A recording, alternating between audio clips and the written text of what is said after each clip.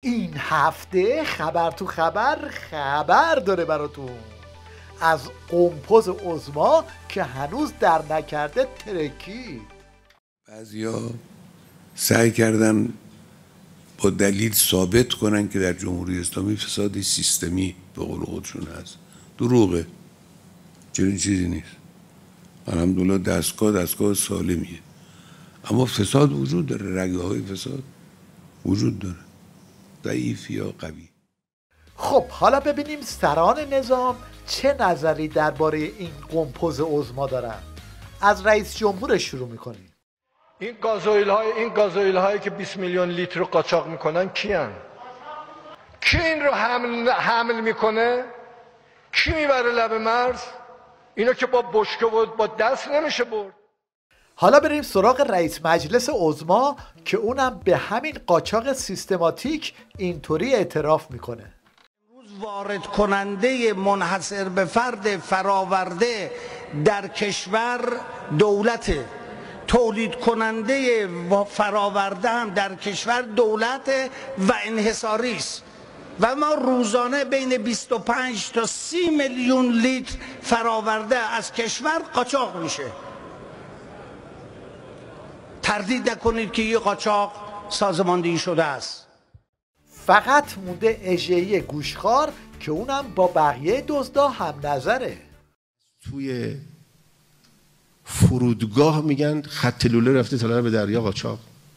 ای که دیگه نمیتونی آدم معمولی باشه که. این دزد زمین‌های ازگلم با تعریف کردن یه خاطره از آخوند رئیسی فساد سیستماتیک تو نظام ولایت رو اینطوری به تصویر کشید.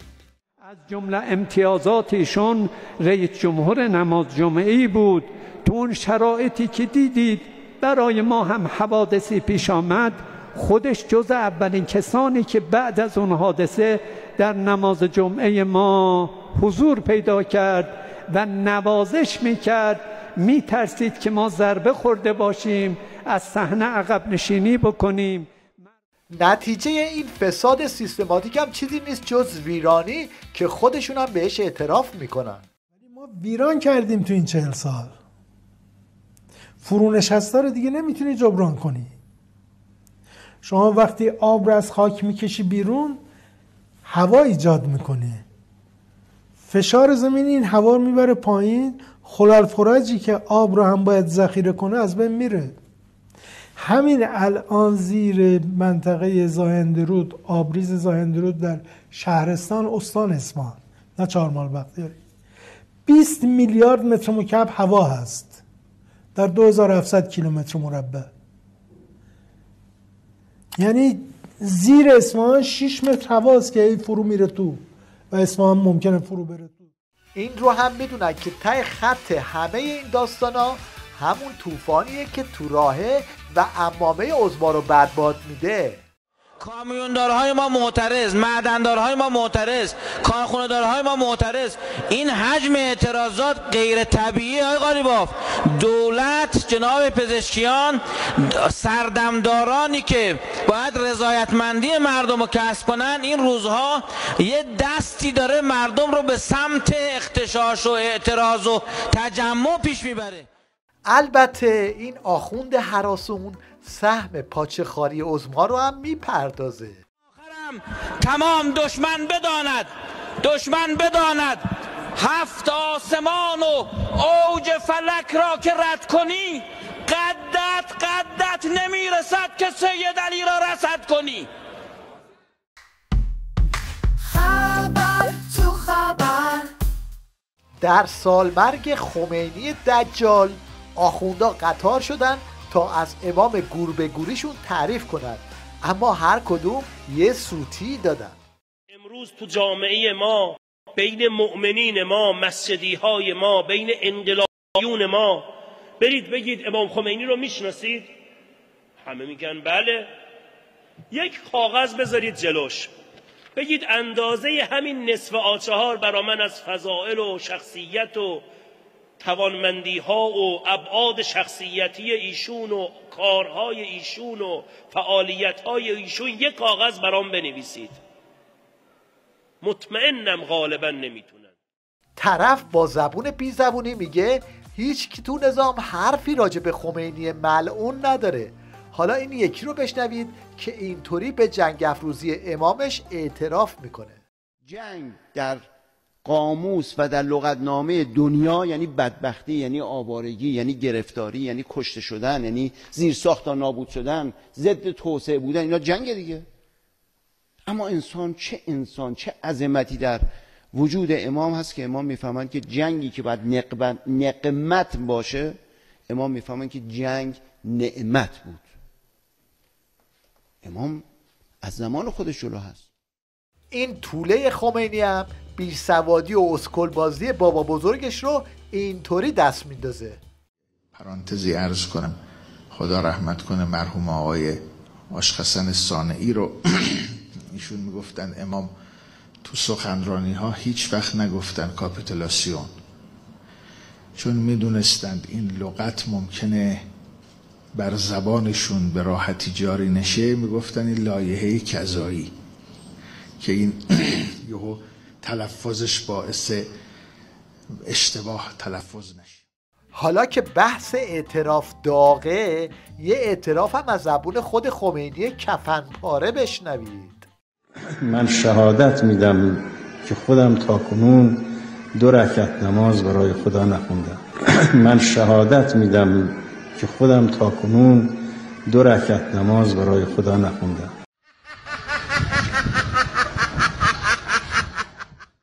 این آهنگی که الان خواهید شنید آهنگ تیتراژ سریال معاویه است.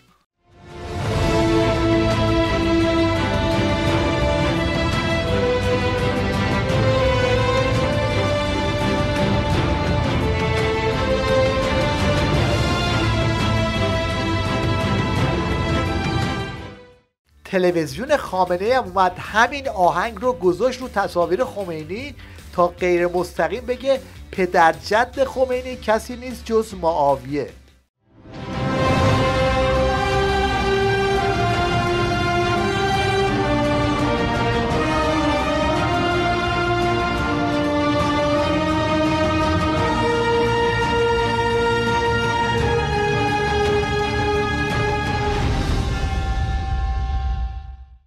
نمیشه صحبت از مشنگستان بشه و پای زرشکیان و راحل‌های دوغکیش به میون نیاد.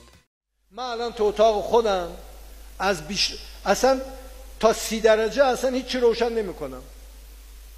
عادت که کتمو در میارم، کاری نداره کتمو در میارم. حتما باید کولر روشن باشه، نمیدونم چراغا روشن باشه تا من اونجا کارمو بکنم. چراغ گذاشتم، چراغ مطالعه کار میکنم و چراغ لزومی نداره من یه جایی که نشستم به اون بزرگی تمام چراغا روشن باشه. من میخوام اینجا یه 4 تا کلمه حرف بنویسم، خود چراغ مطالعه بنویس اونجا کارتو بکن. این هم یک جمله از وزیر نیروی دزد پوزیده. بله من شرمنده مردم هستم اگر میشنوم که یه جایی مثلا یه دفعه خاموشی مثلا 2 بار اتفاق میفته در حالی که باید 1 بار اتفاق میافتاده. یعنی ما از رگولیشن ها خارج میشیم. همین شارلاتان بازی ها سوژه طنز کلیپ های فضای مجازی هم شده. یکی از تدابیری که ما امسال برای برطرف شدن مشکل برق اندیشیدیم به کارگیری صفحات خورشیدی هستند. موزل جهانی است دوستان، این رو حتما مد نظر داشته باشید. این مثلا همین دیروز ظهر در کشور اتیوپی منطقه 14 تا 18 قطعی برق داشتن به مدت 1 ساعت و نیم. کولر روشنه، من تو گرما نمیتونم صحبت کنم، اسپلیت هم زحمت بزنید. برق منطقه 4 رو بس کنید. نه صبر کنید 7 ثانیه مونده. حواستون باشه دیگه اون چند تا ناحیه‌ای که رو نقشه مشخص شده اصلا نباید قطعی برق داشته باشن. تجدید آشماش بیرون باش، منتظر خودت باش. منطقه 19 رو امروز قطع کنید. اعلام کنید که همه ادارات کارمندانشون از 4 صبح بیان تا 2 ظهر که دیگه خیلی هم کولر استفاده نشه. یک طرحی داریم به اسم طرح برق من. در این طرح مردم تمام کالاهای برقیشون رو تحویل ما میدن و در ازاش به صورت رایگان شام و کبریت دریافت میکنن. ما یک نادرازی در توزیع برق داریم. کلا نقش کارگزارای نظام در حل مشکلات مردم یه چیزی تو این مایه هاست.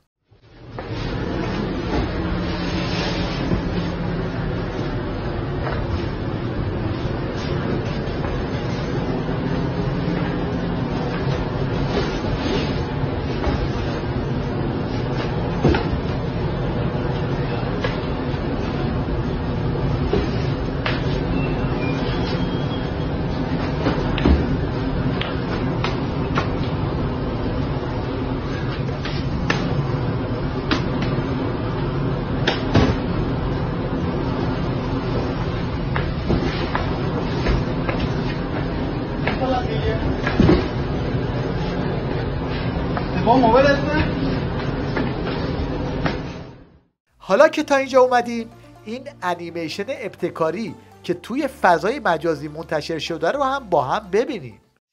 سقوط از هلیکوپتر هم داشتی؟ بله متاسفانه. توضیح میدید برامون چی شد؟ هلیکوپتر ما در ارتفاعات باید میرفت، بخاطر اینکه پای میرفت تیراندازی میکردن. بعد اون بالا باد میامد، پرا میخورد به کوها، شیشه شکستم، پردم زمین، دویدم به طرف بالا. گفتم کجا میفرار میکنم؟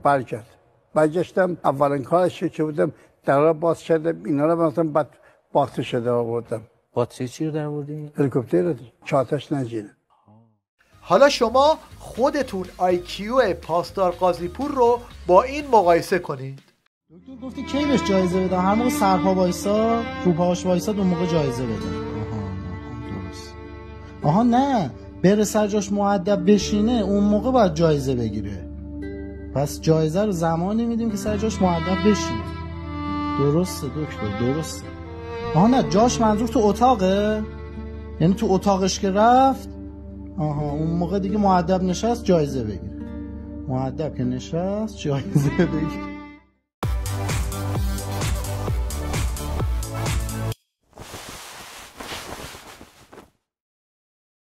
در پایان توجه شما رو به هنرنمایی این هنرجوی کلاس نقاشی جلب می‌کنیم که استادیه برای خودش.